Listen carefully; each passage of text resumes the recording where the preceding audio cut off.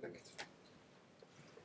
Okay, so short introduction or refresher on value investing. What is it? Basically, if you talk about value, then you usually mean GO, be it price to earnings, price to sales, price to book, or price to cash flow, and this on a normalized basis. Okay? Where does it start? Usually people tell you it started with Graham and Dodd. It is a very important book. Let me ask the question, who has it in his library? Who bought it? Who owns it? And of those, who many did read it? Okay, perhaps. So this is 1934, the Bible on value investing. The idea of identifying firms with low prices relative to their intrinsic value. Intrinsic value, again, defined by PE, dividend history, stability of earnings, and so on. The next milestone in my view was 1949. Again, Graham, without Dodd, with the book The Intelligent Investor. Who owns this one? Who did read it? Okay, it's a little bit more as I expected. The difference here is it's more focused on the individual investor, and the main thing here is this concept of the margin of safety, saying, okay, you have an intrinsic value and you want to buy it at a discount to this intrinsic value, so it gives you a margin of safety. Then value effect, the value premium was first proved by Basel in 1977. Of course, since then many papers have been written and more or less showed the same results. He checked out the lowest quintile of the stock with the lowest PE, and he came up with the conclusion that they had an outperformance, risk-adjusted outperformance of 4.5% per year, and the data range was 56 to 69, so quite substantial. What are the explanations for this value premium? You have rational ones and the behavioral ones. The rational ones would be basically, yes, it's you get a risk premium for it's a compensation for losing money in difficult times. It also can be relative underperformance, of course, and the behavioral ones like investor overreaction, values, and stock going down much too fast. Volkswagen, perhaps, I don't know. Perhaps you'll hear about that. And then over extrapolation, perhaps just expecting past high growth rates to continue to definitely like perhaps Amazon or so. Then this gives you then good starting point to acquire cheap stocks at a low relative valuation. 1993, Fama and French did a three-factor model. Of course, you know that. You have the risk-free rate, the RF risk-free rate, and the beta. And then it came up with the size factor. It was checking small minus big cap stocks. And again, the value factor, high minus low book to market. Lately, factor investing has become popular, at least that's my impression. And factor investing, you have on the one side the macro factors, growth, inflation, volatility, and other ones. Difficult to invest or almost impossible to invest. You cannot invest in growth, right? And then the investment factors, again, you have the size and value, Fama, French, right? And momentum as an additional factor. So then, of course, the crucial question is if it's so superior to anything else, why is not doing everybody value investing? And by that, of course, you would lose this premium because everybody does it right. So kind of has to go away. We will perhaps get a few answers for that question later on. I hope so. So now I did a little chart. I took the MSCI World Value and the MSCI World, and you see like starting at 75. Very nice outperformance of value stocks. So if you start at 100, we are up to 1,926 for the value stocks, and then the global index, the normal one, is 1,769. So obviously it worked over that time span. No risk adjustment, of course, but very simple chart. On the other hand, if you look at relative performance, then you see you really have some cycles here. March 2000, this was of course the internet bubble. Everybody was going into technology stocks. Value did underperform heavily, and then the internet bubble burst. You have the snapback rally of value style again, and then since about December 2006, again very slowly but underperforming quite steadily. And here I put it together. You have you see the world value is on top and then below the world index. So difference since 2006 is 16% to the advantage of the world index, not the value index. And annualized, you have a difference, an underperformance of approximately 1.5% of the value stock. So tough thing. So the conclusion for me would be in the long run, or perhaps in the very long run, outperformance of value, but you have significant underperformance in shorter time periods, like for example the last 9 years. Good. So that's what I found out about value investing. So and I would like to hand over to Vitaliy. Could I ask you a favor? Can you go back to like one of the first slides? No. So I'm gonna start with. So it's kind of funny. I don't have a formal presentation because I was gonna talk about something else. But I'm so excited that I get to talk about this precise topic. So a little bit, just very little bit about myself. As you can tell by my very charming accent, even though I do live in America, I'm an American citizen. I was born in Russia, and my family immigrated to the United States in 1991. So my day job is managing money. I'm a portfolio manager, just like Guy and Georg. Let me tell you a story. This is a true story. Happened literally 3 or 4 days ago. I was talking to my British friend, who is a great value investor, and I was telling him that I'm going to Europe, talk about value investing, etc. He said, "You gotta tell them that they got the value investing thing wrong completely." This is not me saying. This is my British friend saying. He said, "Europeans don't understand value investing." And if you go to the slide, were you able to get it? You do want it, okay. Oh yes, yeah, no, I did want it. Yes. So anyway, so let me tell you this story. So anyway, so he said they get it completely wrong. So let me tell you the story. So in 2011, I went to Guy Spier's conference, Value X, and it was an incredible event. And I thought I should do one in Colorado. So I live in Colorado. So I decided I'm going to do a conference in Vail, Colorado, which I call a better version of clusters. Sorry, guys. Okay, and but Vail is a very beautiful town. It's very ritzy and inexpensive. So I put up this conference, and I get an email. I think it was a European guy who said, "Vitaliy, this is like so not value investing because this is expensive. The hotels are expensive. Everything there is expensive." And for about 5 minutes, I thought maybe he's right, but then I realized. So I was thinking maybe I should have the conference like in Motel 6, where it's like $30 a day, kind of hotel, like somewhere by the airport, something cheap. But then I realized this guy is wrong, and here's why. This is how people perceive value investing. This, basically, the cheap $30 a day hotel. That's what people think value investing is, but they're wrong. Here's why. Thank you very much. Okay. If you read, this is the slide I want. So if you read the first 2 books that were mentioned, and you get out of this that you should buy low price to earnings stocks, low price to sales stocks, stocks that trade at a low price to book, and etc.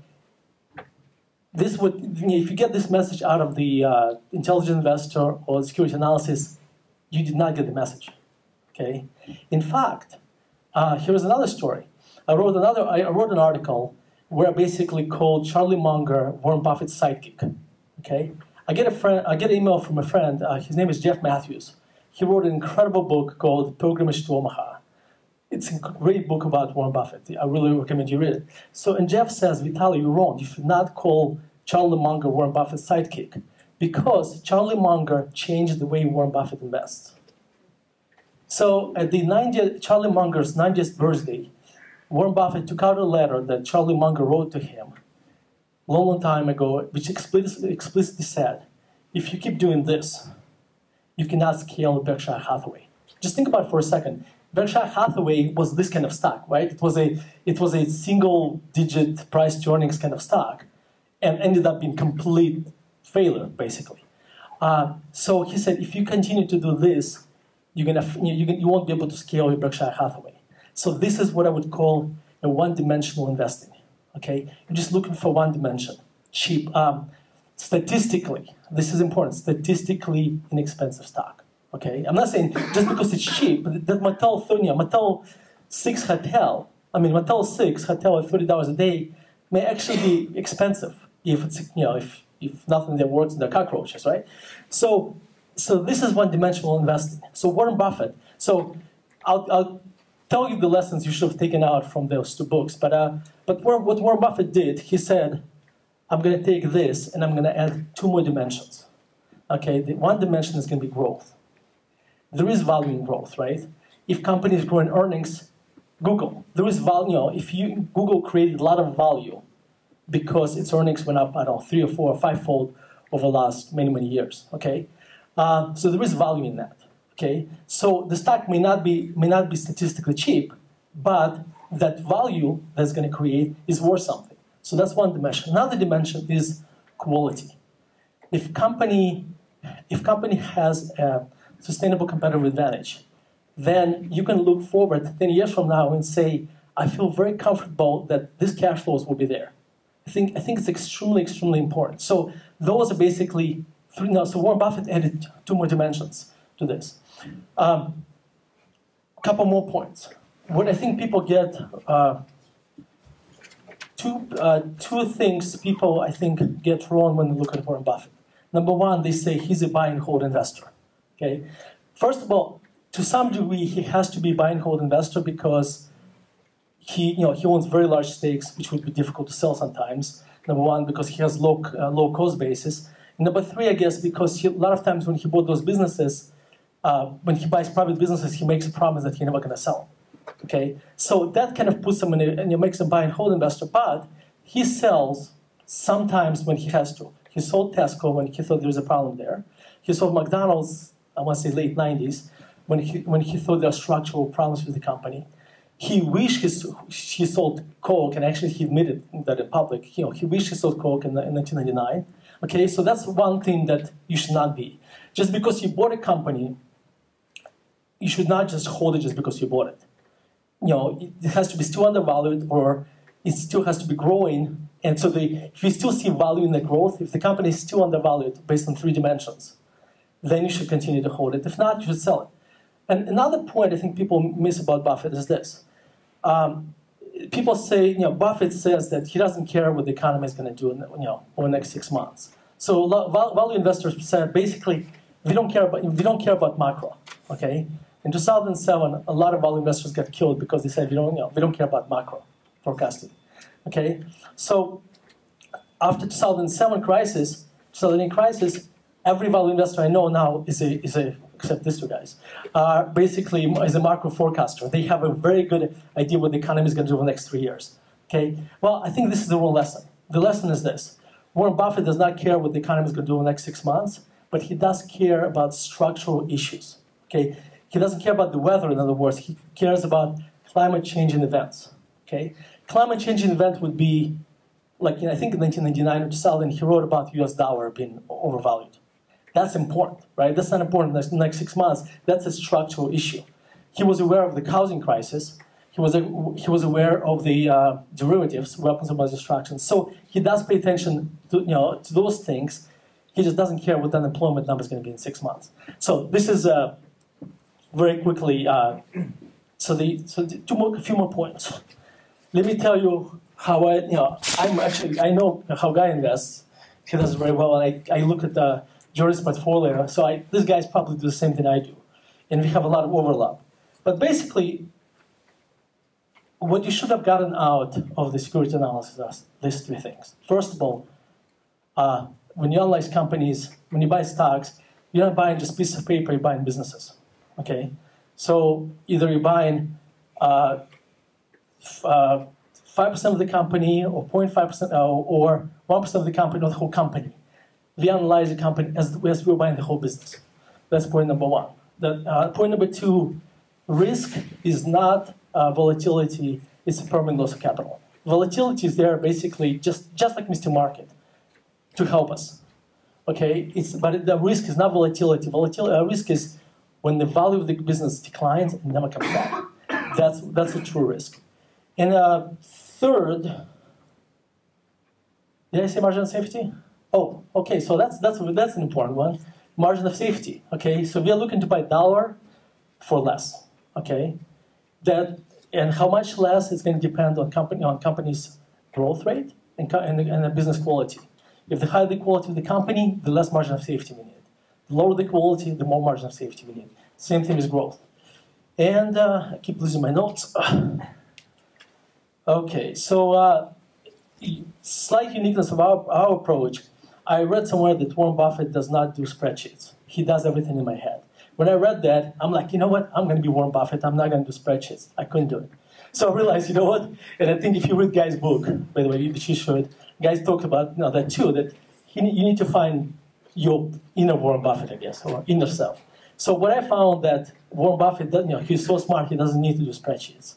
I'm not smart enough, so we do a lot of spreadsheets. And the reason we do spreadsheets, and this is important, when we model a company, we try to kill it. A lot of times you buy stocks that are absolutely hated, okay? And a lot of times what you find that hate is more than reflected in the share price, okay? So, okay, perfect, okay, in the share price. So if, I'll give you a story. Okay, so when you see the performance of how value has not done well, I felt it personally. So I'm gonna brag because this happened yesterday and I'm very proud of this. So we bought a company that the stock declined from $16 to $8. We bought it at $9 and it went down to $8 after we bought it. And the story was like this. It's basically a company in the United States called LifeLock, okay? And I'm not bragging, but I'm gonna tell you I'm gonna walk you through our process very quickly. So the stock declined a lot, and here's why it declined, because the government sued the company, and the government said, you basically misadvertised. You misadvertised your product, and so the stock got halved. So we went through and did our analysis, and we found that in the worst possible case, the fine the government could impose would be $500 million, okay? So then we said, okay, what is the company worth if that fine, in the worst possible case, is $500 million? We went through the math, and we found that the company has $300 million of cash on the balance sheet, no debt. Company generates about $100 million a year of cash flows. So if that lawsuit goes through, and if it doesn't get settled, in the worst possible case, payout would be $500 million. So we know what is the worst case, basically. We knew that, okay? What we also figured out that if that happens, in 2 years, the company would have earnings power, let's say $1.50. Okay, and we were paying $8 for it.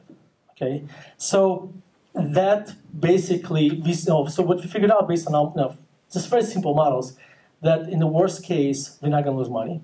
It may be painful in the short run, and but in the long run, even if in the worst case happens, we're still going to make money. Yesterday, Guy and I were at the opera, and in the finale of the opera, I looked at my phone, and the company reported that they settled the case with the government, and they're going to pay him $116 million, which is a lot less than 500, and the stock is up 45% today, so I'm very happy. Remember, I suffered a lot of misery that we saw that value underperforming. I suffered a lot of that. So anyway, but this is what we try to do. We try to find where a lot of news is already more than priced in, okay? And when everybody hates it, a lot of times you find that it's in the price. So let me see. I think I covered most of the points I wanted to make. Yeah, I think that's it. So thank you very much.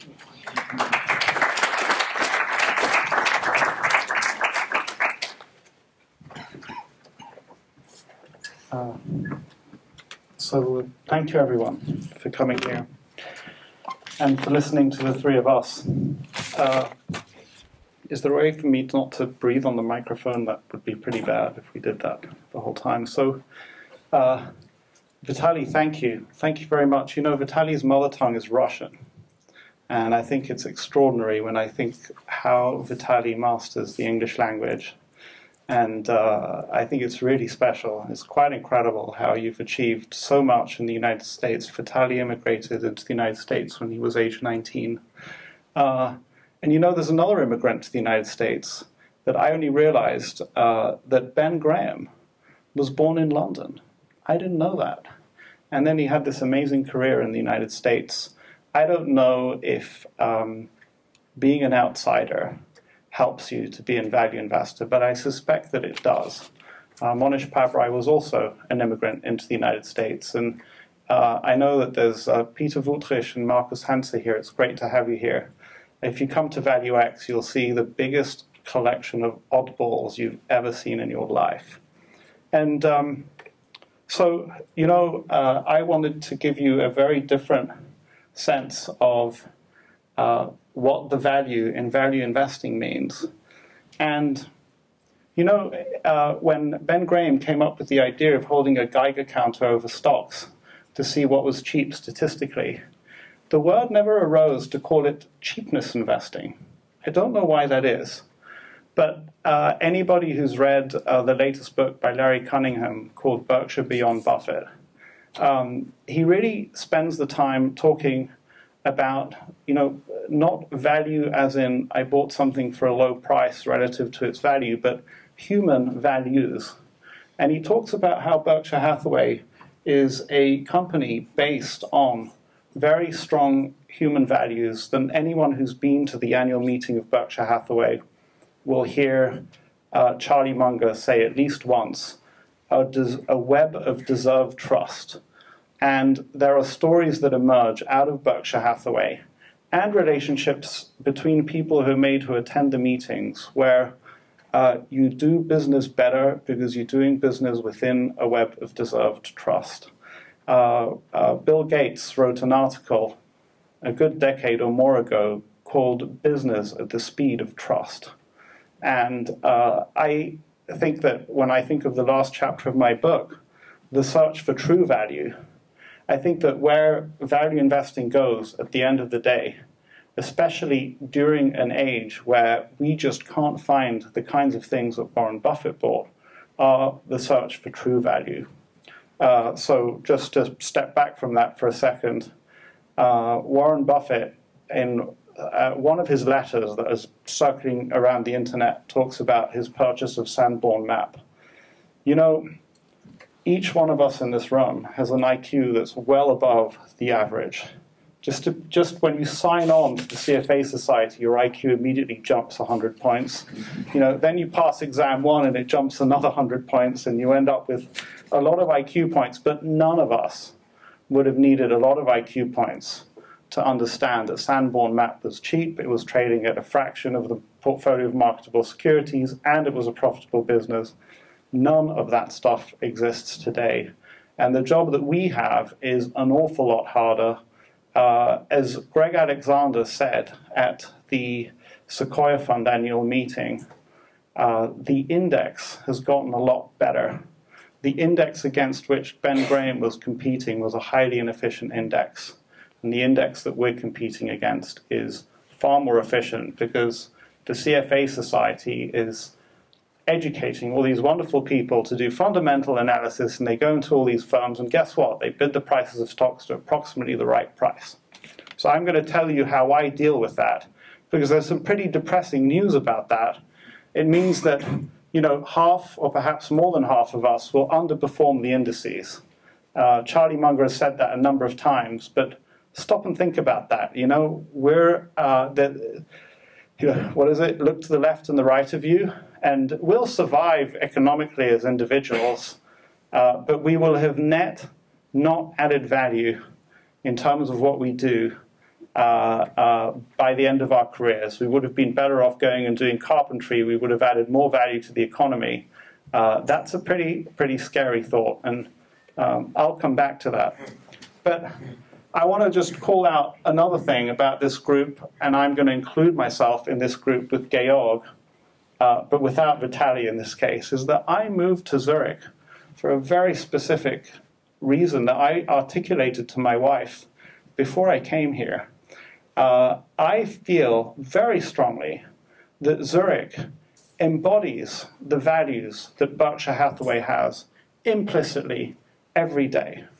And I'll explain why in a second, but it kind of frustrates me that Georg is the only famous value investor here.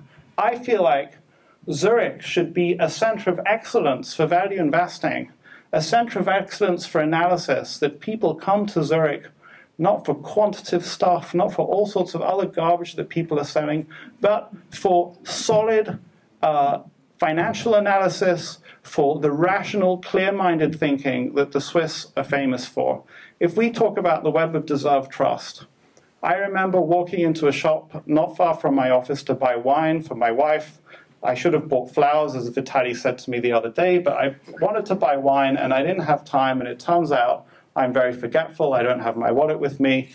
And this is like, I've just arrived, and the guy looks at me and says, no problem, come back tomorrow and just give me the money tomorrow. I'm like, kann ich einen Gegenstand lassen? Kann ich meine Kreditkarte etwas lassen? No, that's fine, come back tomorrow. You know, I sort of like dropped on the floor, I couldn't believe it.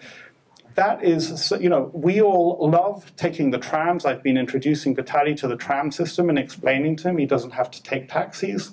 The first time I visited Peter Wultrich, he heard that I'd taken a taxi. He said, this will not do, and he took me down to the train station and bought me a tram pass, and he said, from now on, you will take trams when you're in Zurich. But where else in the world are you just able to hop onto a tram because there's a web of deserved trust in which this society lives? People try to understand why Switzerland is so competitive, given how expensive everything is. And Vitaliy, the reason why is that when you can rely on the system being the way it is, and when you can rely on other people to be honest, there's so much garbage that you don't have to go through. But I'm frustrated with Zurich because I feel like the two large banks and large institutions smother some of the amazing intellectual creativity that exists here in Zurich. And I believe that if the structure of the industry, which here was slightly different, we'd have probably a lot more firms. I think that Georg, he'll probably tell you more, but it should be less difficult for Georg to do what he does here in Zurich. And less difficult means that Georg, and I guess to the extent that I'm now a Zurich-based guy, we should have more competition. And I'm not sure, well, it's because of the structure of the industry, but I really hope that in 5 or 10 years' time, Zurich will be compared to Boston. And in addition to great firms like Fidelity and Putnam, there'll be the equivalents in Zurich of Seth Klarman and others. And there are many, many value-based funds in Boston. So that's just a sort of a plea and a request. But just to give you sort of my take for how long do I have? I'm at 10 minutes. That's good. So the thing that I realized was that I am, and I'm saying this is not false modesty, I am not smarter than anyone else in this room. And I want to outsmart you to the extent that we're all portfolio managers or stock analysts. How on earth am I going to outsmart people who are just as smart as me? And what is utterly clear to me is that the right way to do it is behaviorally. So I can't be smarter than you, but I might be able to behave better than you when it comes to what happens in the marketplace. And so the model that I have of myself is the guy who's sort of stumbling around like a drunk, and every now and then he lunges for a security to buy. And I believe, by the way, that that's the vast majority of people in the equities markets and in the financial markets. And it's just that the vast majority of people don't recognize it. There's a whole bunch of ex post rationalization that takes place as to why we did something, a whole bunch of analysis. And so, but once I accept that self-image and I rip away the idea that I'm actually rational, and I accept that I'm only rational in spots at times, then I can start adjusting for that. And so I believe so I've outperformed to date. Since the beginning of year, I've outperformed less than I had. I'm having a horrible year. But if I outperform going forwards, and if I look back in 10 or 20 years' time and look back at it having been one of the few who's added value, it's because I would have managed my behavior better. And it comes down to a relatively small number of rules, behavioral rules, that I try to adhere to. So first of all, you know, I'm going to piggyback off Georg's research. So Georg does an enormous amount of analysis. I went to his office once. He has an extraordinary group of people working there. He's a special guy. So each one of these companies is something that I will look at and know that it has passed Georg's smell test. And that is a good thing. We were taught at universities to do original thought. We do not have to do original thought in the financial markets. We can see what other people own. And so I do, I reverse engineer why people own what they own. I look at the portfolios of David Einhorn, Bill Ackman, Georg von Wyss, Warren Buffett, Ted Wexler, try and understand what they own. Every now and then, I think that I've got it absolutely right. I do understand it, and the stock is still cheap enough. That is when I will buy it, but it's like a bit like bowling with the things up. So that's what I'm trying to do to help me, and it's amazing. So I have the confidence that somebody else has done that analysis. The next thing that I copied straight from Monish Pabrai is I try to almost exclusively only give orders to the stock market when the stock market is closed. The number of times that I've looked at the screen and what's going on the screen, the price action, changes what I want to do, so I try and just keep that away from me. Another thing that people have heard, I had a guy visit me in the office today to get an autograph for my book. He was curious to see it. The stock monitor is switched off for weeks at a time. I really don't want to look. And there's another fantastic guy who lives here, a guy called Rolf de Belli, who talks about how he took himself off the news diet. And the fact is, what he discovered was that when there was an important event in the world, he found out about it. I found that even if I don't check the stock monitor, when there's an important event related to the companies that I own, it finds me out. I learn about it without having to watch a price wiggling around. Very important, once I buy it, I can't sell it for 2 years at least. And that takes away, first of all, it forces me to think very carefully about what I own, because I'm going to have to live with it for 2 years. And it's no fun owning something you don't like for 2 years. And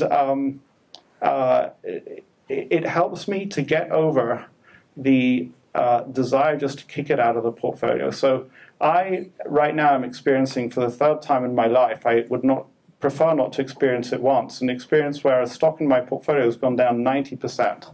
You know, where the hell was the margin of safety there? You know, believe me, when I bought it, I thought there was a lot of margin of safety.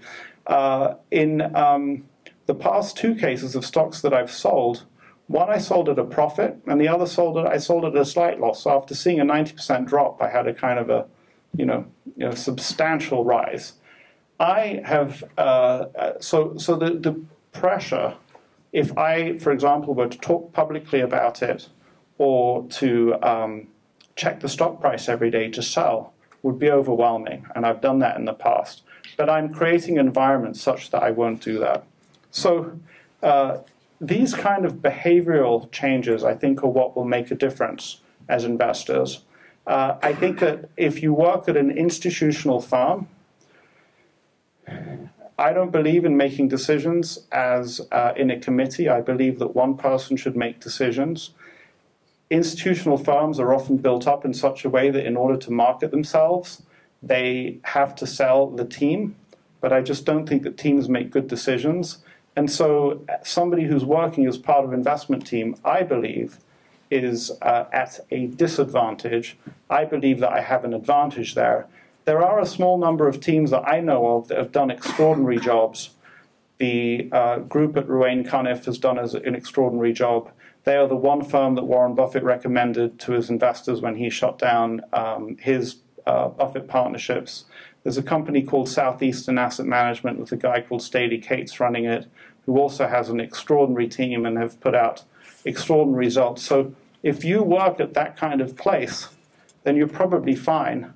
But if you don't work at that kind of place, or if you make the comparison between what is it about those teams at Ruane Cunniff and at Southeastern Asset Management that makes them function so well, and the team that you're a part of is not got those qualities, you might want to go and work somewhere else.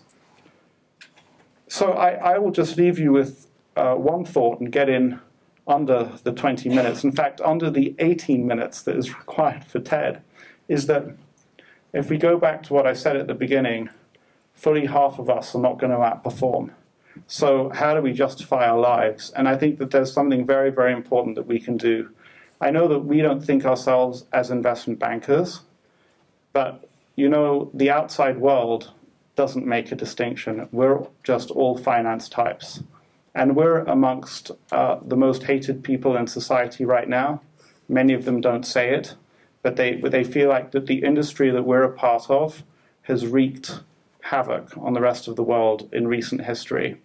And it's not enough for us just to say, oh, that was the investment bankers, that was the guys structuring mortgages, that was not me. I think that we have to just accept that the blame is coming to us and take real responsibility. After all, a big part of the reason why I'm in this industry and a big part of the reason why many of us in this room in this industry is because we're smart, we can manipulate numbers, we're good at taking exams, and we like making good amounts of money. And we prefer doing that than many other activities that would bring us less money. And that's fine, provided we don't engage in unbridled greed. So once we've made a certain amount of money, we need to really start thinking about not growing our wealth, but growing our social capital and the social capital of people around us. It means that if we get to lead firms, and some of us here maybe already do lead firms or in the future will lead firms, it means that we have to make sure that we're in a position to take decisions that benefit society perhaps before the shareholders, or choose not to do things because it's just not right. Those were the values of the financial industry, but they don't seem to be the values right now, or at least they're not the values that we're known for. And if anybody is going to change the industry, it's going to be people in the investment management arm, because we are, after all, the most thoughtful, and compared to the rest, we are smarter as well.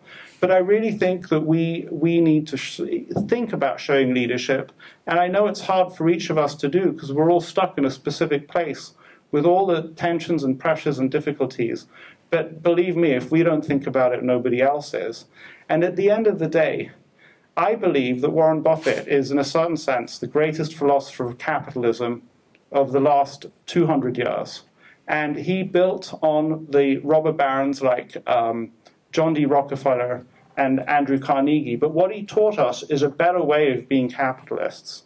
And the real meaning in value investing is becoming a person with real values. And I think we're well placed in this room to do it. And I'm really looking forward to seeing Zurich become a center of excellence for value investing. Thank you.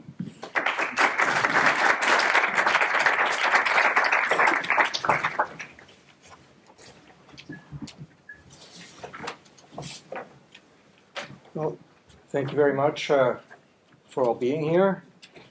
I'm going to give you a boring technocratic speech after all this colorful insights that you've had before. I apologize, but I am the only Swiss guy here.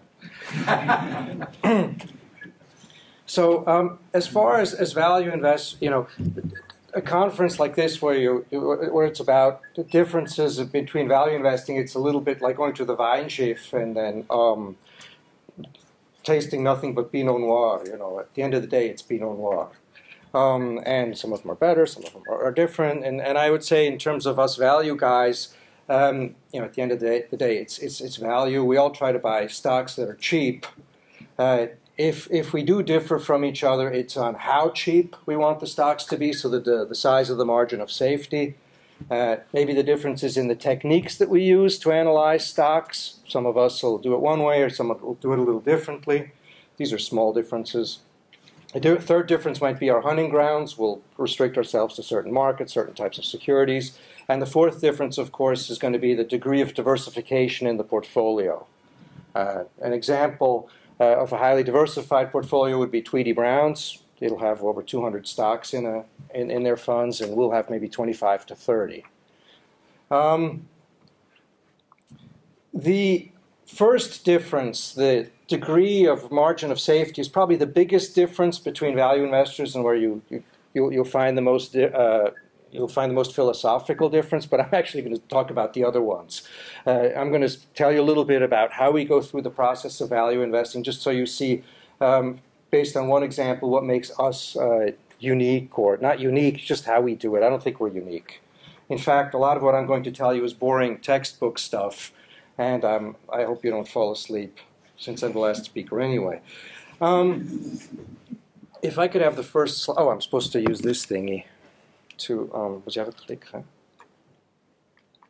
Okay, so I think I've got four characteristics that define us, and let me emphasize the us. Thank you very much, Guy, for the bloom and for the flowers, but we are a team as well. Thomas Braun and we make the investment management decisions, and our third partner, Erich Müller, is just as important. He's for those of you who did military service, he's our Feldweibel. He's the sergeant. He takes care of everything else, and that's not to be the value of that is not to be underestimated in a small firm. But anyway, to what we do is, so we focus on normalized cash flows and earnings. We've seen the word normalized before. I think that's very typical of value investing. Then we do highly detailed research. We look at the companies in great detail. I'll bore you with that in a minute. Third characteristic, we're very disciplined. We will only buy at a 40% margin of safety or greater. And, well, we'll bend that rule a little bit, but not 35%. And it has to be a wonderful, wonderful company. And then the fourth thing is we're very patient. We have time on our side, and that's really the greatest asset value investors have. So let me tell you about how we do research on a new idea.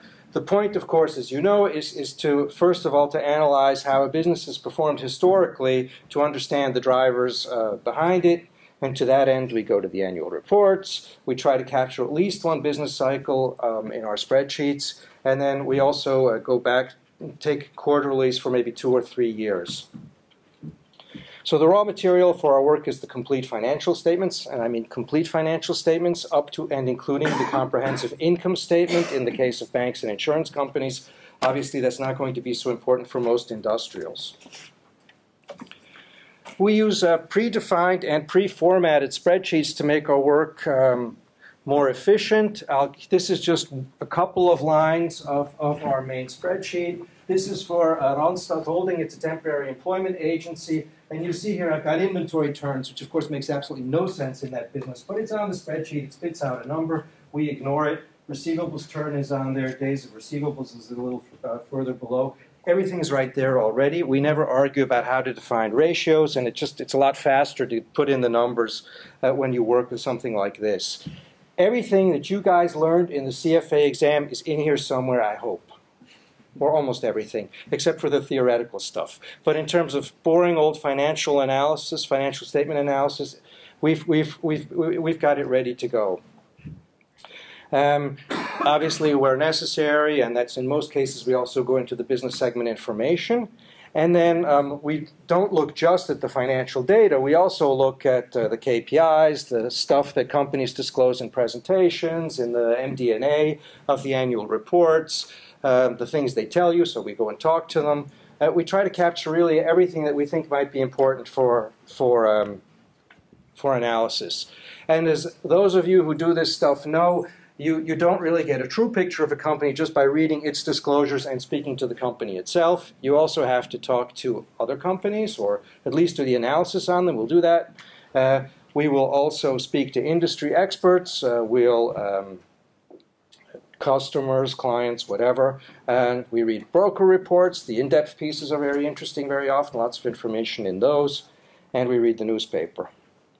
So the goal of all this is to try and understand the microeconomics of the business and the company's specific condition.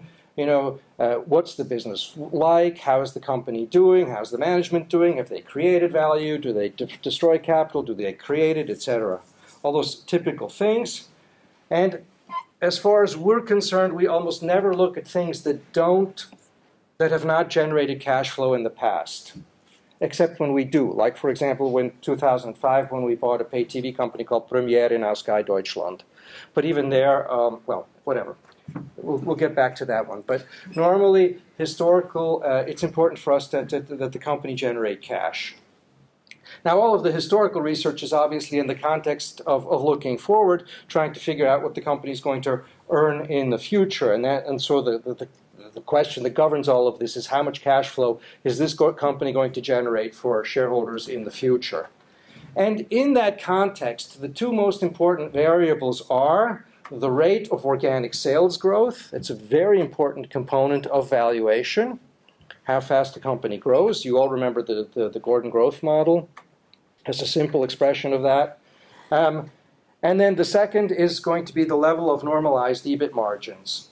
So those are the number one and number two. And then, of course, we're also going to try and estimate tax rates, capital absorption to achieve that growth, all that stuff. Once we have a good and conservative estimate of what we think a company is worth, what the cash flows are going to be, then we have to value it. And again, we go back to normalized multiples. We use all the tools available. You know, we're Catholic with a small c. EV enterprise value multiples, EBITDA, sales, God knows what, price book, price earnings. I wouldn't use price to sales. I don't think that one's very good. But enterprise value to sales is very good. And the point of all of them is that each multiple provides a different perspective on the same thing. No one number will give you a view of a company in its entirety. But if you look at it from different angles, and this is the cheesy slide I came up with this afternoon to drive home this point because I was taught that you'll remember it better.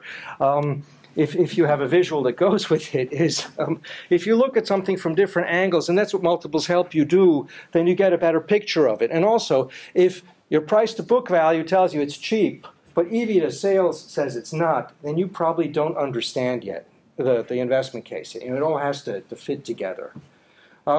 We use NPVs as well. Okay, so once we then have a value, an estimate of the intrinsic value. Oh yeah, and for the NPVs, I'm sorry, one more thing. NPVs I'm not a huge fan of because it's so easy to manipulate the the growth assumption and get what you want, but it's still a valuable tool to test your assumptions. What Thomas Brown and I particularly like is free cash flow yield. You know, it's simple, it's very powerful, and whenever we use some sort of those two methods, we're discounting at a cost of equity of 10%. We don't think that the classic derivation of cost of equity, the way we've all learned it with beta and all that, is very convincing, to choose my words carefully. And I'll be blunt, and I think an equity investor who doesn't try and achieve a 10% return over time is probably in the wrong business. So we're going. Once we've come up with the intrinsic value of the company, then actually things get very easy. Oh, I'm sorry, I left out one important point. What we do is we assume that the intrinsic value is reached in 3 years. So we're going to assume that if a company is not earning what it should be, that the earnings will normalize in 3 years. We'll assume that the multiple is normalized in 3 years. And then we discount that back at 10% to get the present intrinsic value of the company. Now, why the 3 years? The 3 years allows us to think past current problems. You know, most of the companies we look at are cheap for a reason. Maybe they're at a bad point in the cycle. Think oil, think metals at the moment. Maybe they have a management problem. Maybe they have a product problem. God knows what. And you know, the market largely is efficient. If it wasn't, value investing wouldn't work because the premise is obviously that stocks will go back to their intrinsic value. And so the things are going to be cheap for a reason. You want to look past those problems. The 3-year assumption just allows us to look past those problems. We discount the thing back, and then we get a good idea of what we think it's worth today. And we sort of abstract from the current noise. A complete analysis, by the way, when the way we do it, will take us from a few weeks to a few months, depending on how complicated the story is. Okay, but so once we do have the intrinsic value, our lives get it actually becomes quite easy in terms of what we do next, which is, you know, the fancy word for that is portfolio construction, but I just mean buying or selling stocks. We have very simple decision rules. We will buy something if it's trading at a 40% discount to intrinsic value. We will sell something if it's at intrinsic value. We don't discuss that. If we think the intrinsic values are correct, then we buy or sell based on that estimate. We will sell something if it's not an intrinsic value, if we have a better idea, something that's cheaper or maybe less risky, or both ideally. And sometimes we'll also trim a position if a stock has gotten really big and it's trading close to its intrinsic value. But normally we try to go all the way to the top, which sometimes usually works and doesn't always. Those are then the stocks I have to talk about every damn year. Now, all of our decisions are made independently of our history with the stock. In other words, whether or not we have made money with the position, whether or not we have estimated its intrinsic value correctly or poorly in the past does not matter. All that matters is our best estimate of the intrinsic value today and the price relative to this intrinsic value. That's all that we care about. The idea is that we try to stay objective. Of course, we analyze our mistakes to try and figure out what we could do better as analysts, but you want to stay rational looking forward, and even when you look back, you don't want any finger pointing, yelling, or screaming, or tears. You just want to understand, what did I do wrong? How can I get better? The good thing about our business is everybody stays humble all the time, because you're constantly making mistakes. Okay, so these decision rules lead to portfolios that look as follows. In our case, you've got 20 to 30 names. The cash levels rise or fall in function of two things. One, our ability to find new ideas, and secondly, the speed at which our holdings reach intrinsic value. We do not steer the cash level explicitly. So if we find things, then we're happy, and otherwise the cash has to go up, and then we have to hope we find something soon.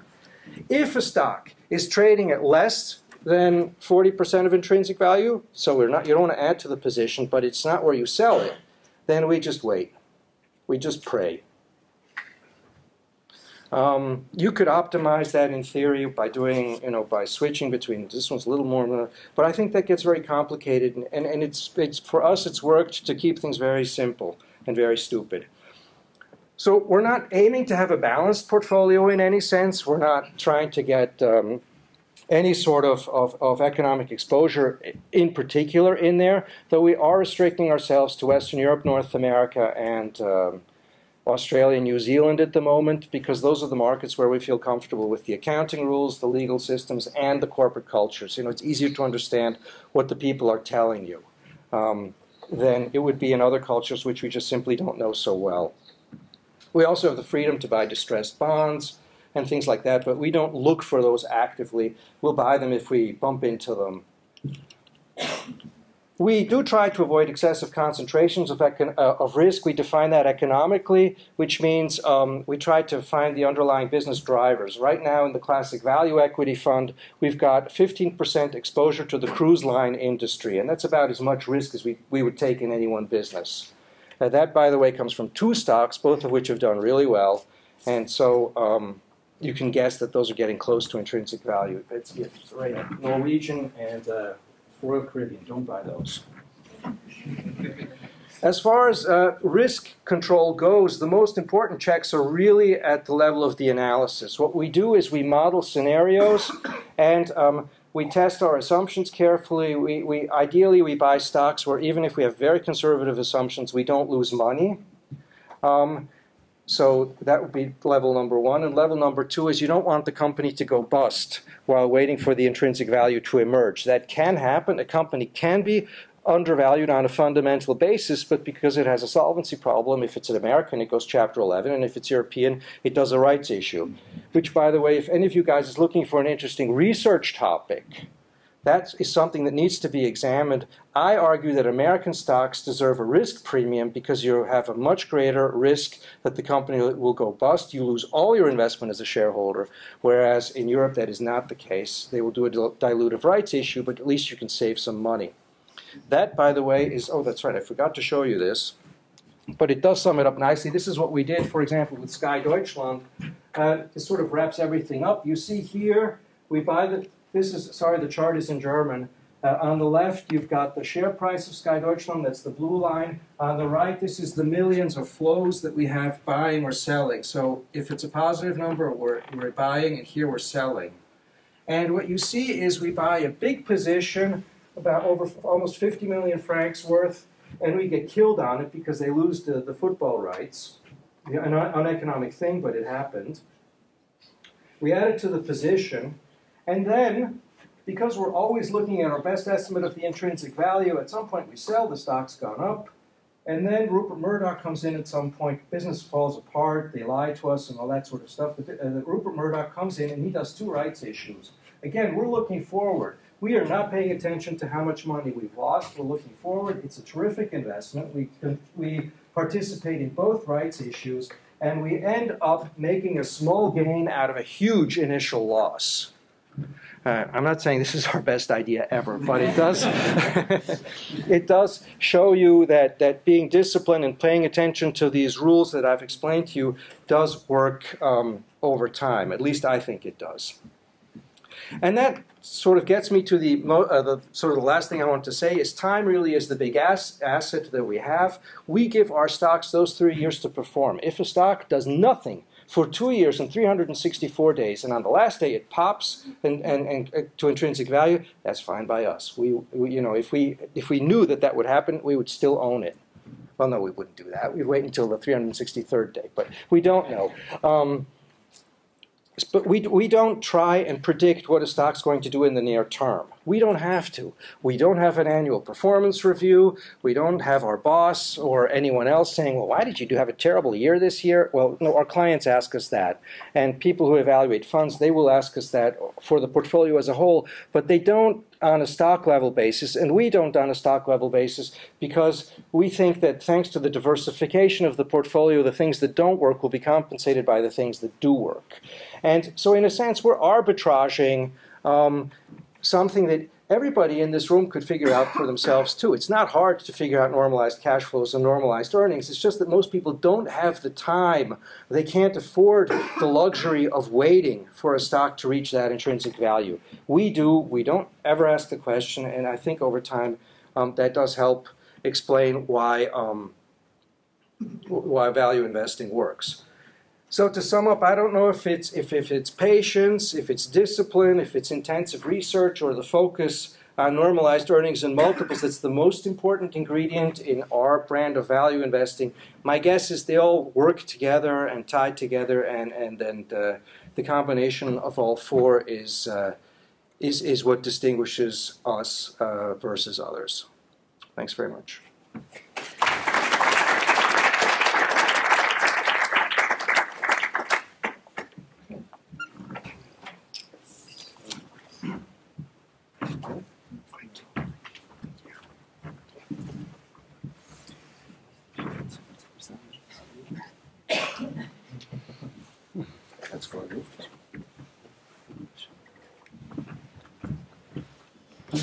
So we'll go over to the panel discussion, and then about 15-20 minutes we will open the question to all of you then.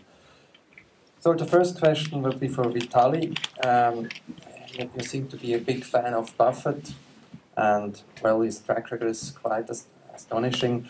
But critics mentioned that basically he's making lots of performance not by choosing the right stocks, but by selling long-dated puts on the S&P 500. And of course, then this is a 3, 4, 5 sigma event. It doesn't show up in volatility, and basically his performance numbers are not what they seem to be. Would you comment on this selling put argument? How do you see that? Well, I think you can argue that there was a study that showed that a lot of Buffett's success came from buying kind of very low beta stocks, and I hate to use the word beta, but kind of very high quality, non-volatile stocks, and then by using float from the insurance company, that provides incredible leverage. So that I would say that probably was a bigger historically helper to his success, to his incredible performance.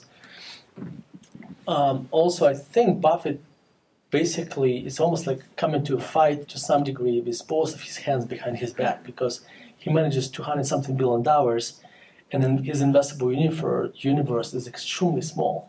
that becomes a competitive advantage during the crisis because he can be kind of the lender of last resort, and he can get deals that you and I can't. But in some normal environment, basically his opportunity set is very small. So to answer, but I'm going to answer your question. So, I mean, that's like, he does with, he owns, Berkshire Hathaway is a large insurance company. Basically writing those puts, right? He's right, yeah. It basically, he does what is basically an insurance contract, an insurance contract. So he did the math. It makes a lot of sense, so that's why he's doing it. He doesn't have to. He may have to mark. Does he have to mark to market? He didn't have to mark. Yeah, so he doesn't have to. They may be mark to market, but he does not have to put up more collateral. I guess that's the important part. They may be mark to market every day. That doesn't matter as long as he doesn't have to put up increase or decrease collateral. Basically, that's an insurance contract. And so that makes a lot of sense. I wish I could do this. But then again, I have to have a captive investor base that would be around in 10 years. That's a different issue. So I hope I answered your question. Guy, you mentioned that, I got the impression that you're not doing any research, basically copying other value investors. Could you elaborate a little bit on that?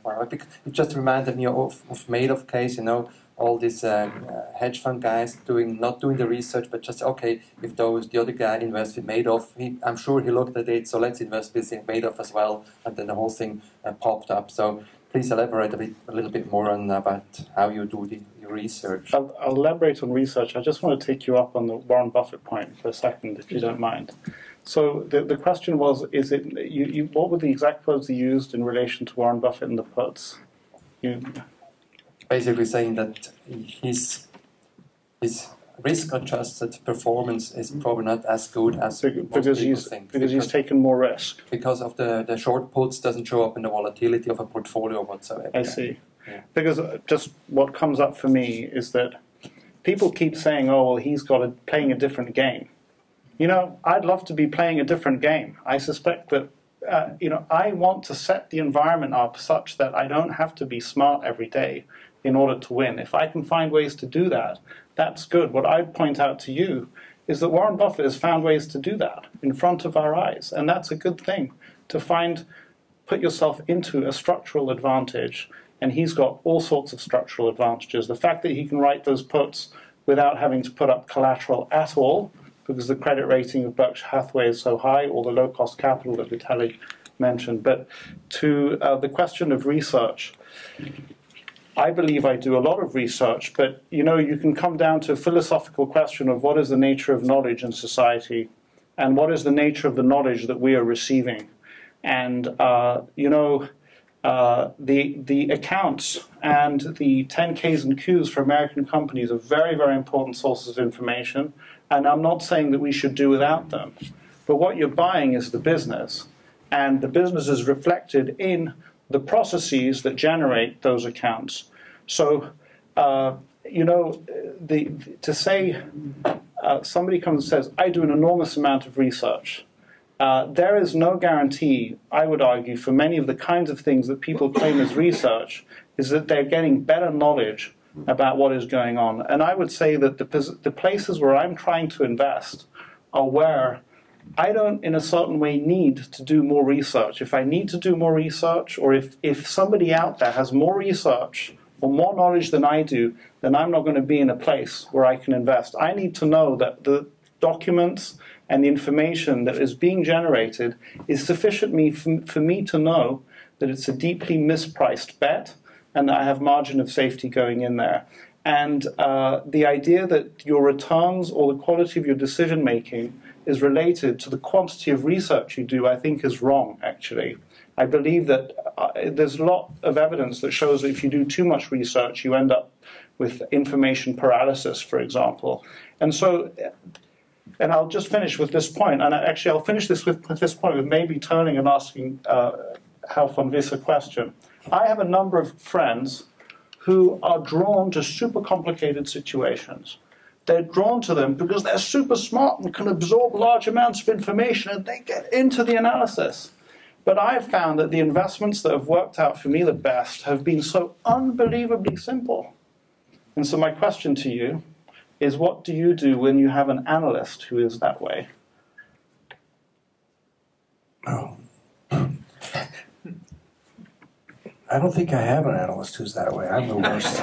That's good. No, look, you're right. You can, and that's the biggest problem we face is we get lost in the complexity of our own research. It's true. Peter Lynch had I think the best technique for cutting through that, which is, and I tried to do it at my firm, and it's hard. Nobody plays by the rules. You had 2 minutes to make the investment case, and I think if you can boil it down to 2 minutes, then that's good. I mean, that doesn't mean you haven't done a ton of work before. You know, a lot of what research is about is excluding bad things. Most of the time when you start with an idea, you say, gee, this is terrific, it's worth this much, and look, the stock price is here, I'm going to work, it's a 40% discount. You know, if it wasn't like that, you wouldn't do the research, right? It would not make sense. And then you find, oh, well, the pension fund, and actually that's not such a good asset, you know. And so the research process is really, it's not so much trying to understand a complex problem, you know, we're not running a nuclear hadron collider or anything like that with big complicated things. It's just going through all that junk that you sometimes have to go through to be sure that you're not going to get you're not going to get hit from a direction that you hadn't thought of in the beginning. You get blindsided. So let me take this. So we used to, for every company in the portfolio, we build a model. And unlike you, what we decided to do, we're going to do differently. Every financial model is going to be different because businesses are different. So, I mean, there's advantages, disadvantages to doing the way you do it. We decided we're going to basically, every model is going to be very different company to company, that, you know, and we're going to try to figure out economics of a business. So if you're analyzing retail, we're going to try to figure out what is the economics of one store. If it's a restaurant company, what's the economics of a restaurant? But anyway, so one thing we found, sometimes our models become huge. And sometimes we get lost in those models. I'm sure you guys do too. So now we have two types of models. We have a tablecloth model, and then we have a napkin model. Okay, tablecloth is a huge model, but then for every single company we have to have a very small napkin model. So it's something so simple that I can just understand the economics, understand the valuation in seconds. So that was our way of dealing with that complexity. And here's the important part: if I cannot get to the napkin model, probably we should not own the business because it's not simple enough for us. So I'm sorry we kind of. No, it's cool. Okay, perhaps Mr. Georg von Wyss, your presentation was quite stunning in the sense what you expected. Typical value investor, starting with financial analysis and so on. But then long-term horizon. But is there anything that keeps you awake at night then, or what's your biggest fear then, that you're being wrong? Or my biggest worry is not finding enough cheap stocks. That's the one thing. That's the one thing. That's the thing that makes me nervous. Nothing else really makes me that nervous. But not having enough ideas to work on and that kind of thing. I hate that. Okay. So then, perhaps before we open up to the Q&A, one question for each of you. I mean, everybody here is an investor, and of course we want to have some tips. Let's assume you just can invest in one stock, then you go on this famous island for the next 10 years. What would that be and why? And please don't use more than 2 minutes, as we heard before. Vitaliy, would you like to start? Oh my God. Actually, sure. We own this Japanese company, actually our largest holding. It's called SoftBank. By the way, it's not a bank. Georg was telling me a story how his father worked for a company and bank wasn't a name. And my dad worked for Holder Bank, so in the book, Great Minds of Investing, I'm the son of a banker. Yeah. So SoftBank, it's not a bank. It's a Japanese conglomerate. They own one of the largest telecoms in Japan. That's not why I'm buying it. It's run by Masayoshi Son, who is probably the most incredible human being ever. I wrote this article where I called him basically a combination of Steve Jobs, Warren Buffett, and Richard Branson. He's Steve Jobs because in 2005, before iPhone came out, he came to Steve Jobs literally with a drawing of an iPod and has some dials and said, "Steve, make this for me." And Jobs said, "Master, you don't tell me what to do. We'll do whatever we do." But then Masayoshi Son asked, "Can you just give me exclusive rights for Japan?" Which basically made him incredibly successful in Japan. The reason I call him Richard Branson because he basically bought the worst-run telecom company in Japan and turned it into one of the best ones. And the reason I call him Warren Buffett because he has one of the most incredible investment records you will ever find. He invested $100 million in Alibaba and turned it into $70 billion investment. Long story short, here's why we own it.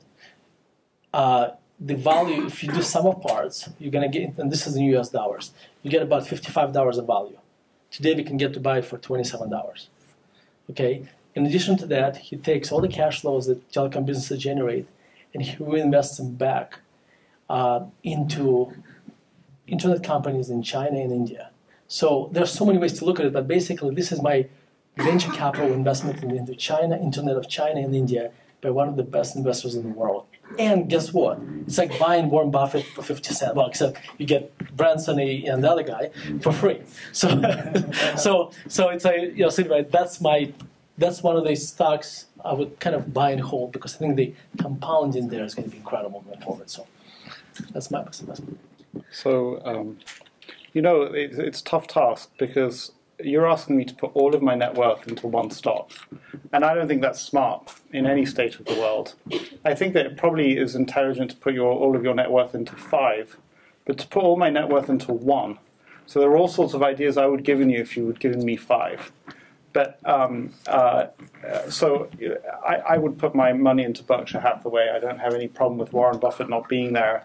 I've spent enough time around the company to understand the values that drive that company. There's a guy called Greg Abel who runs their energy business.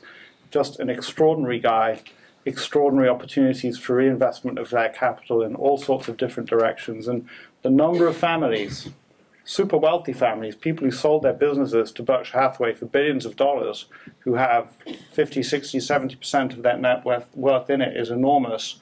But ultimately the reason is that I want to sleep well at night while I'm on that desert island. And I believe that the culture there is one that really will survive. We ask that question at the end of every interview with people from management. Comes from John Templeton. And the interesting thing about it isn't what the answer you get, it's what you don't get. But you want one valor, is that right?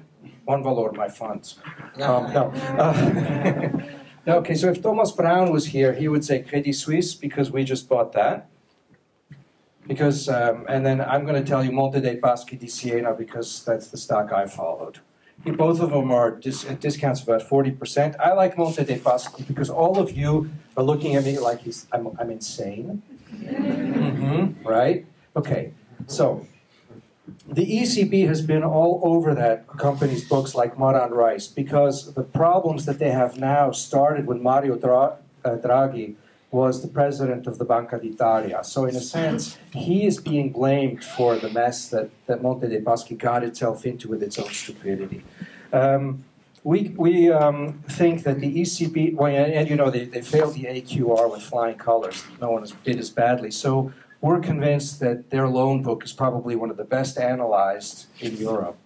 It's going to be one of the best provisioned because the last thing that Draghi wants is that one of his banks goes bust in the long term. So it's trading at 60% of book value or no below, 55%. Whether or not they get acquired or the management fixes it, either way, they're going to have to, they will over time get enough earnings power to justify a valuation of at least 1 times book. Because regionally where they are, so they're in the Toscana and the Veneto and a bit, I think, in the Piedmont. They're well positioned, they're a boring old bank, that's fine. The problems that they ran into were through the Anton Veneta acquisition. Monte dei Paschi itself did not have such bad lending practices. So they essentially they do know how to run a bank. They've recapitalized it. It's really cheap, and everybody here thinks it's crazy. So that makes it a good stock. I think over 5 years it will be fine, because I've got Frankfurt watching. I think if they put a postage stamp on a letter in Siena right now, someone from the ECB has signed off on that. Okay, thank you very much. Now let's go over to Q&A. Michelle, could you then hand over the mic? So who would like to start?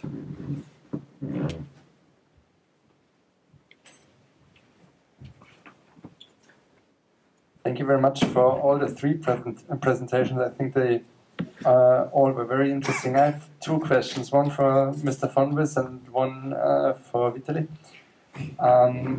For Mr. von Wyss, you led us through your process, how you make investment decisions. I would like to know, when a company is in your portfolio and you are in this 3-year period, what are you doing at this stage? How is your process in covering the company, and what's happening after 3 years if the stock didn't perform? Is it just selling, or is there a process going on where you really debate on whether you go for another 3 years maybe? And for Vitaliy, I have the question. You told us at the beginning of your presentation that Europeans don't get what's value investing, and since you're coming from Russia and living now in the United States, I assume you know both cultures a little bit. So can you give us the answer on why we don't get it, and maybe the US people get it a little bit more? Thank you. Okay, so the boring process question. Most of our time as analysts is actually spent following the things we own. So keeping current on the company, in the sense that if if results come out or something happens, that you put that into the spreadsheet and then you see if it changes your valuation. And the idea is, every analyst is supposed to update his valuation every 6 months. So every 6 months we get a new estimate of the intrinsic value at the latest. And obviously, if something big happens, like a profit warning or God knows what, then you adjust it immediately. So we just had a discussion like that today. One of our stocks is getting killed, and we looked through the case. Even with conservative assumptions, do we buy more? The upshot on that discussion was we don't know yet. The analyst is talking to the CFO tonight. We have a couple of questions about the business, and then we can make a decision tomorrow on whether or not we add to the position or we don't. And then, so that kind of answers your second question as well, which is basically we don't keep track of, well, we do keep track of when we bought the stock, obviously, we do know that, but it's not relevant for the analysis. So even if we've owned it, in German it's a Ladenhüter, so it's even if we've owned it for a long time and we've been wrong on it, the issue is not we've been wrong. Well, the issue is simply what's it worth looking forward, and do you obviously, if you keep thinking a stock is worth more than it is and it never goes up, the analyst is going to get harder and harder questions. But that's the way it is. Yeah.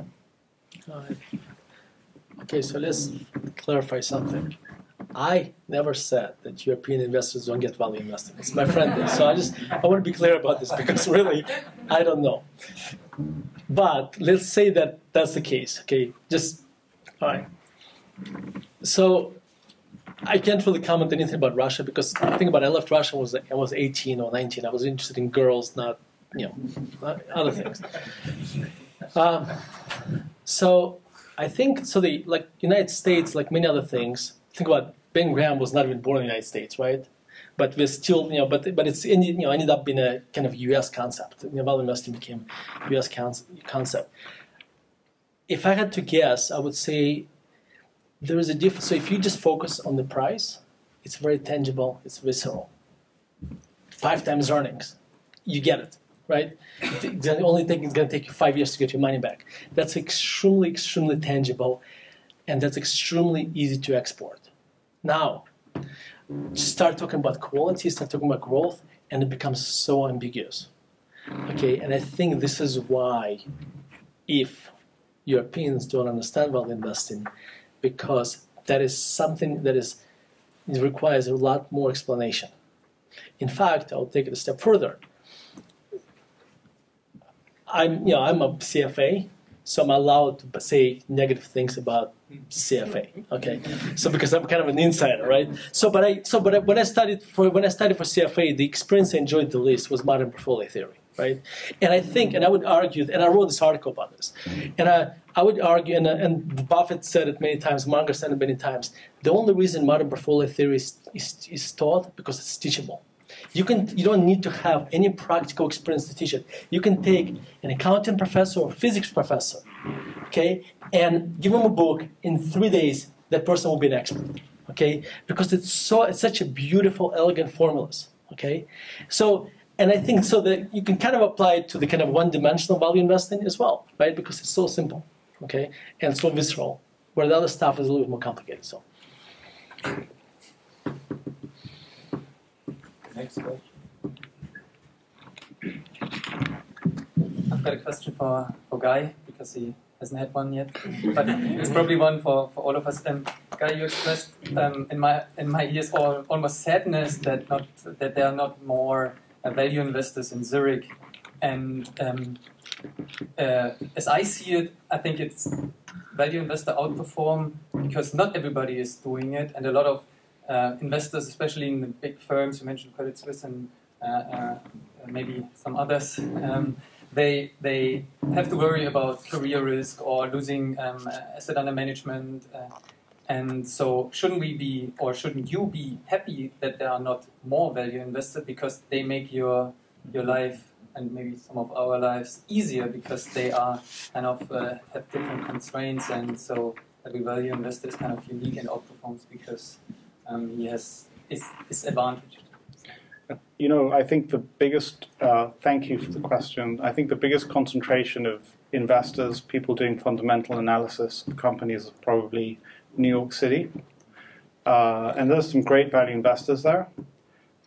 But I don't think that the environment that New York City has is conducive to the kind of thinking, careful thinking that one needs to do in order to, I think, do the job well. I think Zurich, bar none, is the best environment on the planet for doing it. You've got flights to just about every important city in the world, direct flights. You've got all the good things that we know. So geographically it's great, but I think you point out a very good point because of the structure of the industry here in Zurich being so concentrated. I think that structurally it's an awful lot harder. And I guess, do I want the competition? Believe me, the competition's out there no matter how it happens. And I think that that's part of me trying to look beyond my own immediate needs and to say what is better for the world.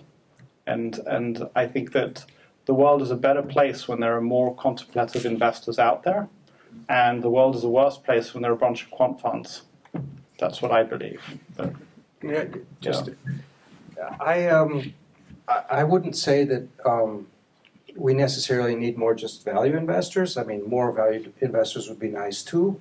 But I think I agree with you completely that Switzerland should be a center for asset management. I don't think it's because of the big banks. I think I disagree with you on that. I think the big banks are a good place for people to certainly to the young people to get the initial training. So in that sense, and then that they can then leave and do other things. That's a good thing. But the problem that we have is I think is regulatory. It's FINMA. I think it's just too damn hard to start a small company. I don't think we could have started nowadays.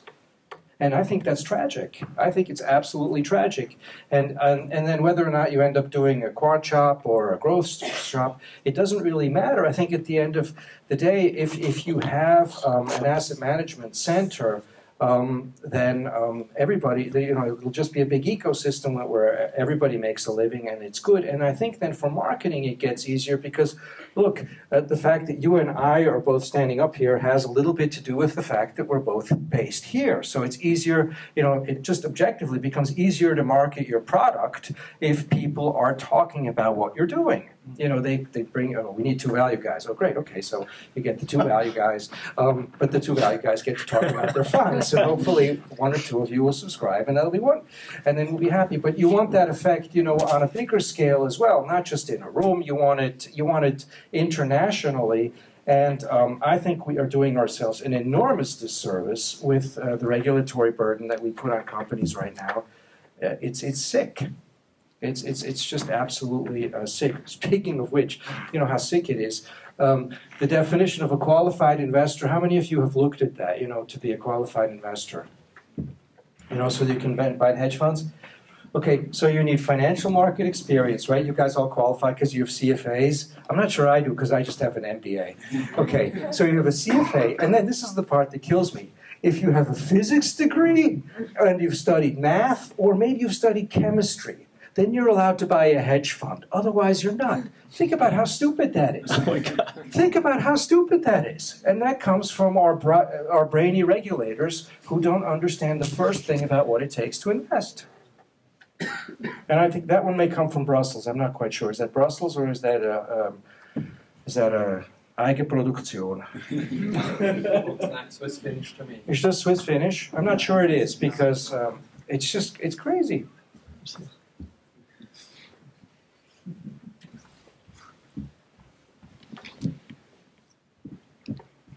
You're perfectly right. There should be way more. Yes, does this work? Yeah. So this one is for Guy. You were saying that you believe that today markets are more efficient than they used to be in Buffett's time. You know, that there are no more Graham kind of value plays anymore. And I'm not sure about that. I mean, just 5 years ago, you know, Bill Ackman and John Paulson became billionaires because, you know, the whole market went completely upside down. And you could buy amazing companies for like, you know, 20 cents on the dollar just a few years ago. And so, and as you were mentioning, you know, Buffett closed his hedge fund at the end of the 60s because everything was overpriced. So he's been through cycles where everything was overpriced. Except that, you know, he has, as you were talking about, that capability, that discipline to wait for the right pitch. And so I'm not sure that markets have matured or changed compared to his times, simply because, you know, it's the same human beings behind the markets. And it's just as tough today to be as disciplined and with your emotions, you know, emotionally intelligent in a market than it was, you know, 50 years ago. And so have the dynamics really changed? I don't disagree with the fact that in 2008 there were extraordinary bargains around, and anybody with the ability to invest could have made extraordinary amounts of money. But how long has the CFA been around, that qualification? 1963. Okay, that's well before. I would argue that there are still cycles that the market goes through, and I think that after 1934, a lot of people for a generation weren't going to buy stocks. And I think that did not happen after this financial crisis for all sorts of reasons. I think that the number of people in this room is an indication of that. If we were giving talks on value investing and there's 3 people in the room, then I would argue that it's a different part of the cycle. But I would also argue that Warren Buffett didn't have to wait for periods of extraordinary illiquidity to pick up all sorts of bargains. And I don't think that, yeah, maybe it's a cyclical issue. Maybe I just need to wait another few years and we'll get the opportunities. So I don't disagree. No. I was just going to point out that when Ben Graham, you know, was looking for nets, that was in the 30s and the 40s. So and there, I think the market was less efficient. I mean, if you were if looking for nets works, then obviously the market's less efficient than it is today. And stocks were what was the rule there? That dividend yields were supposed to be higher than bonds because stocks were riskier. That was the general accepted wisdom. But I think obviously, as you said, when Buffett closed his partnership, by that point, a lot of that inefficiency had been arbitraged out. And whether or not the market's more inefficient now than 40, 50 years ago, how do we know? So, all right. So I'm going to be shamelessly self-promotional because I wrote a book and a half on that, just that topic about market cycles, right? So my first book called, Active Value Investing, Making Money in Range-Bound Markets. Then my follow-up was just called Sideways Markets. But in introduction to the book, I basically make the point that 100 years ago, people were submitting trades through Western Union. Okay, today we have the kind of Game Boy or whatever, the terminal that are extremely, we can do trades in seconds, right? But what hasn't changed, the human emotions. That will never go away. And that's why you're going to have market cycles. So that part of me agrees with you. But let me tell you where I disagree with you. I think in the past you used to have a competitive advantage, or markets were inefficient in the sense that you could have had a competitive advantage if you had more information. Okay, I think that's gone. I think that's what, that's what, so in other words, if you had my partner at my firm, he's 73, so he's 3 years older than me, and he remembers times when it's basically had to go to the library to get information about stocks. That's not, so that's what makes it, that's what makes it difficult to find a portfolio full of statistically cheap stocks. You see what I mean? Just that are really, really cheap, actually, for the right, and so let me say it differently. You can still find a portfolio full of statistically cheap stocks. They just will not be trading with a margin of safety. In other words, they're statistically cheap, but really not undervalued. Okay, so I think that's where I would draw a distinction. So. Next question.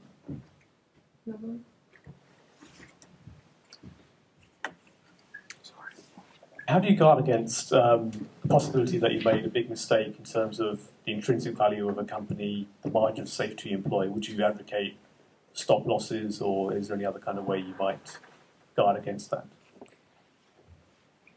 Sure. I think stop losses, like value investing is kind of religion, okay, to some degree. It's kind of, you have these commandments, right, that came from the, I gotta be careful. I gotta. It's okay. You'll come back. All right. So let me just say it differently. So this is one of the things. The stop losses to me go against the value investing beliefs. Just think about this. We are buying $1 for 50 cents, right? So basically saying the stock is rationally priced, and stock goes from 50 cents to 40 cents, right? So that dollar now goes from 50 cents to 40 cents. Nothing else has changed, right? It actually becomes more appealing. But the stop loss says now you gotta sell.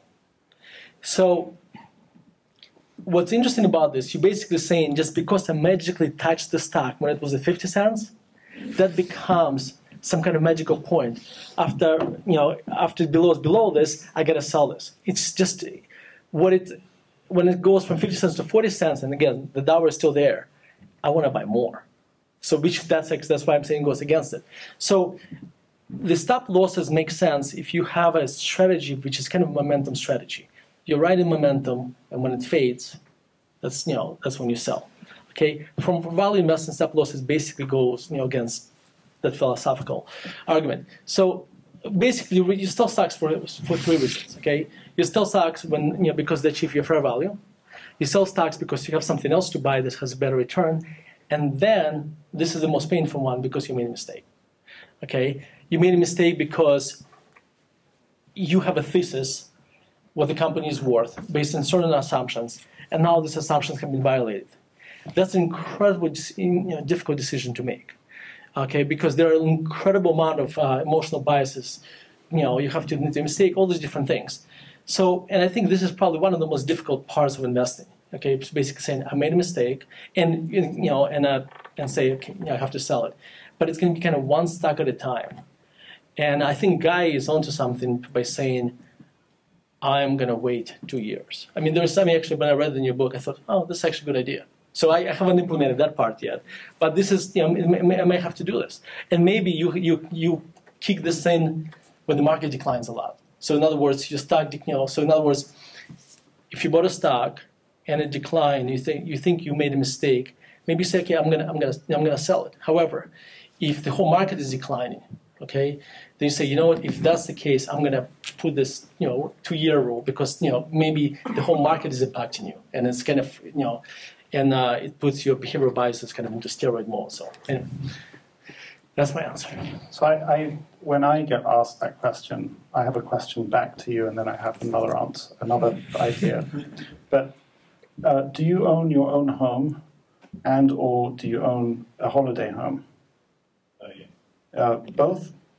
Can I come stay? No. But That's a follow-up. so you buy your home, and the value of the home, as quoted in magazines, and you look at the back of the newspaper, went down by 20%. It went down by 30%. Are you gonna? And I would argue that the kinds of stocks that. So if you're buying a biotech company, then news, they didn't get their trial, might impact the value of the company, and maybe stop losses work. But I think that the kinds of stocks that all three of us are buying, we would analyze the way you might analyze buying your own home or buying an apartment, and it's anathema. And we're trying to be in that frame of mind. It's a very, very different frame of mind to many people who participate in the markets.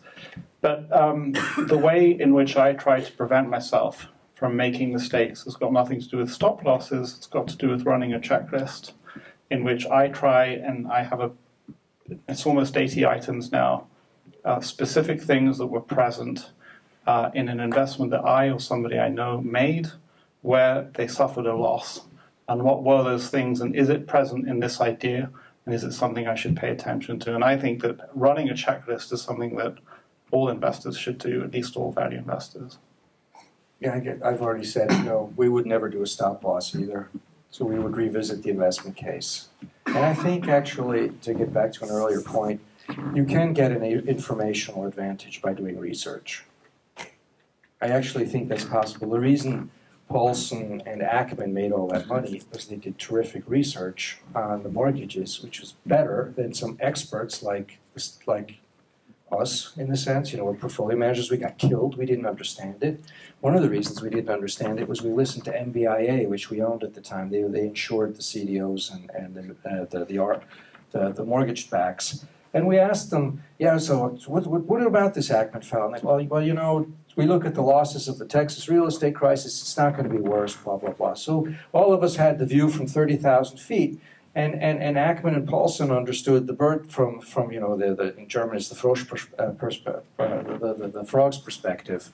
They saw the way that the mortgages were actually being written, and their short was predicated on that. So they had an informational advantage that all of us could have had too if we'd done the work. I'll give it. Yeah. There was a paper, I forget who wrote this, and basically he said you have 3 competitive advantages. You can have in the stock market. You have an informational advantage, you have a research advantage, and then you have a behavioral advantage. So I would argue that informational advantage outside of insider trading basically has disappeared. Maybe there is still some. However, I think this is where I'm agreeing with you. I think that advantage is still left in research. And I think if you think about what Ackman did, it wasn't really because he had. There were some hedge funds do, and this is, it's not because he had access to better information. I think because he'd done better research than the rest of us. So it's information was available to everybody. I think it's the research piece, and what Guy's trying to focus on is on behavioral advantage, right? That's what you're. But I can disagree with both my colleagues. All right. You didn't need to do any research to know that the credit default swaps on MBIA were at an historic low. The cost of insuring against default on their bonds was like in the single-digit basis points. So your average corporate spread over treasuries is 200 basis points. When you're getting into single-digit basis points, the thing just has to trade at a spread of 300 or 400 basis points, and you've made 300 or 400 times your money. So I don't think that there was research required there. It was a one-way bet that you could just make enormous. It was not just a heads I win a lot and tails heads I win enormous amounts of money. And I heard Bill Ackman saying this is just so obvious. I don't know when this is going to happen or if it happens by a lot or a little. So I don't think there was a huge amount of research required there. Oh, there was. He had Credit Suisse do a research piece on the securities underlying the CDOs that MBIA had insured. That was one of the biggest spreadsheets. It was the biggest spreadsheet I've ever seen. That was a bottom-up analysis. That was backing up his case with 300 slides. No, it wasn't the slides. But it was about 300 megabytes. It was an asymmetric bat of enormous proportions. Yeah, I mean, I'm not saying it wasn't simple, but he did research too. Okay, good. I just have maybe the last question. Two very simple or quick questions, a bit technical. One, when you look at a company, do you actually look at different instruments, or do you just go for common stuff or whatever? Do you also look at bonds and stuff a bit, valuation-wise? And the second one, Vitaliy, you mentioned structural changes. Not looking at the weather, but the global warming, etc. Do you guys see any structural change or an impact of the extremely low interest rate, the managed interest rate environment that we're in, no market interest rate, obviously? How does that influence your discount rate, the valuation part of it? That's the two things that I...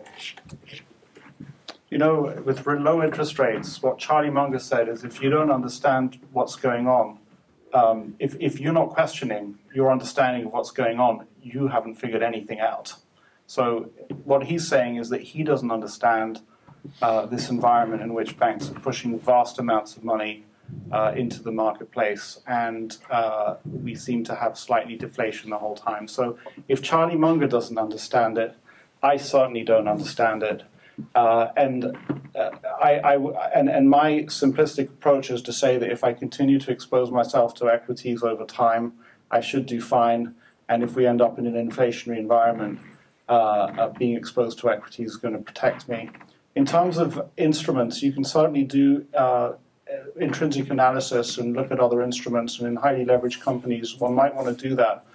The issue that I have is that many of the rules that apply to equity securities do not apply to debt instruments and bond instruments, and especially if you get into the distressed markets, I think there's a whole bunch of very, very specialized knowledge that you need to have that I don't have that experience, neither do I have the people in-house to do it, so I try to stay away if I can't invest in the equity portion.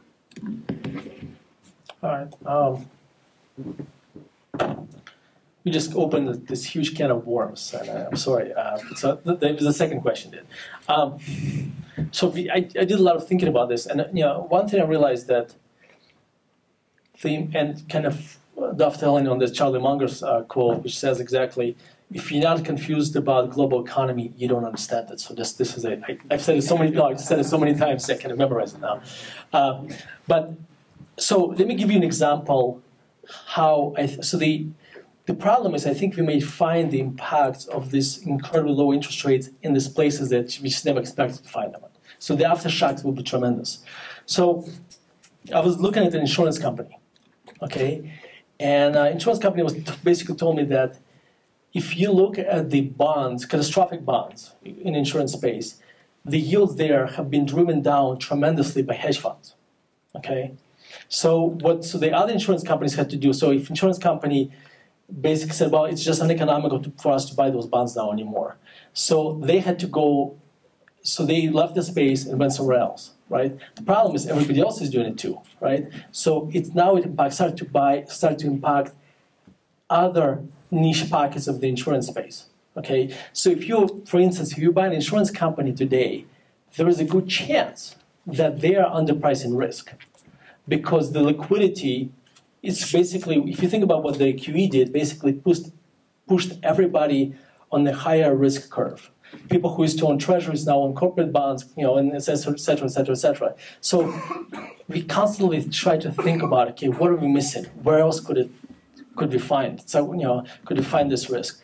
And I think the unintended consequences of the QE are going to be much, much greater than everybody expects.